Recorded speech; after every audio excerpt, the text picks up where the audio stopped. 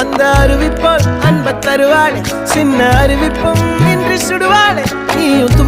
தும்மிடி ஆயுசு நூறாக என் உயிர் உன்னோட பத்திர சொத்தாக என் பார்வை உன்னோடு உன் பொம்மை கண்ணோடு பேசாமல் விண்ணோடு நாம் மிதந்து போவோம் காதாரா அடியானாலும் நான் தாங்க மாறோடு